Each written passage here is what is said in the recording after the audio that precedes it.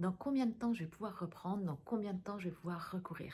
Ça, c'est vraiment une question que les patients nous posent très régulièrement quand ils souffrent de pathologies essentiellement de surcharge et notamment les coureurs qui sont très avides de reprendre rapidement leur activité. Alors, ce qu'il faut bien comprendre, c'est qu'on n'est pas égaux face à la blessure et on n'est pas égaux non plus sur les temps de récupération post-blessure et sur les temps de guérison de ces différentes conditions pathologiques.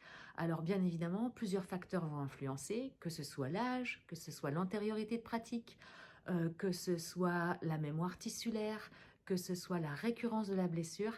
Et puis aussi, il ne faudra pas oublier tout le contexte psycho, socio, professionnel, environnemental dans lequel le patient vit, qui va aussi avoir une influence déterminante sur les délais de cicatrisation. Ce qui va nous guider dans la reprise, eh bien, c'est souvent la structure en tant que telle. Par exemple, quand un patient souffre d'une problématique de tendon d'Achille, j'ai coutume de lui dire que c'est pas moi qui vais décider quand il va reprendre, c'est pas lui qui va décider non plus quand il va reprendre, mais c'est bien son tendon d'Achille qui nous donnera des informations comme quoi il est prêt à reprendre.